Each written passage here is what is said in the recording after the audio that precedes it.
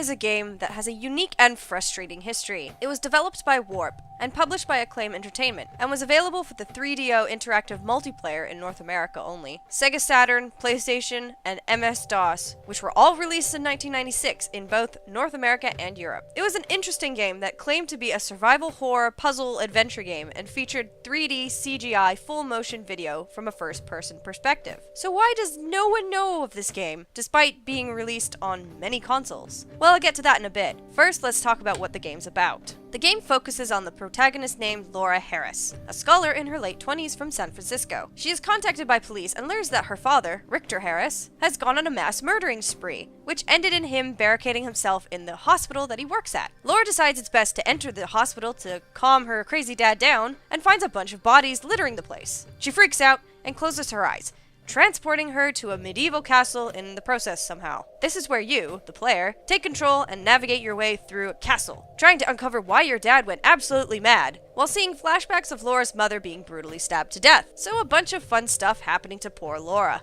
The gameplay itself is pretty self-explanatory. First-person navigation of a castle using items to unlock certain things, reading documents, figuring out what the hell is going on to Laura and her father. There isn't much else to it than that. However, there is one huge gameplay aspect that actually complements the survival horror for the player to face. In this game, you have a time limit. You have exactly 2 hours to finish the game. There is no saving, there is no pausing, so you better be focused and not have any commitments when you start to play this game. I find this really cool, as I love saving my game, so introducing the twist of not pausing or saving really makes the situation tense for me. The sound and music in the game fits perfectly. Makes you jump when something happens, the music is eerie and unsettling, it just works. There are some segments where there is voice acting, but rarely does that happen, and when it does, it's not really that bad, especially for its time. The graphics, however, haven't aged very nicely since, but I'll let you know that the realistic graphics of this game made the director/writer of the game do something quite funny. When director and writer of D, Kenji Eno, showed off his games to developers, he had to submit a clean version of the game, omitting the gruesome visuals and story,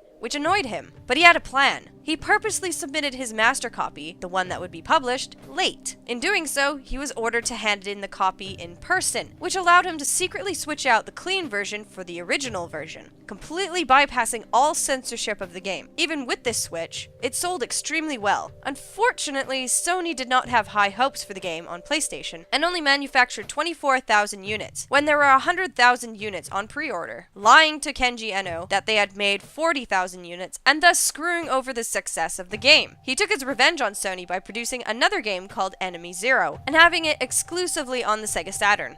D received mixed reviews, gaining a lot of praise when it was first released, having people describe it as extremely creepy and terrifying despite having almost no bloodshed, and that it was the best horror game on the market before Resident Evil was even released. In 2008, Game Informer listed the game as one of the worst horror games of all time, which I find unfair and honestly pretty stupid, as it's hard to do retro reviews fairly. Yes, now the game looks really ugly and clunky, but shit man, it was probably shit your pants scary when it came out. In the end, should you play D? If you can find a copy, wow, that's awesome since it's pretty damn rare to get your hands on it. It does have multiple endings, but I think one playthrough would probably be enough for one person to handle. The story is definitely disturbing, even now, despite it looking rather old.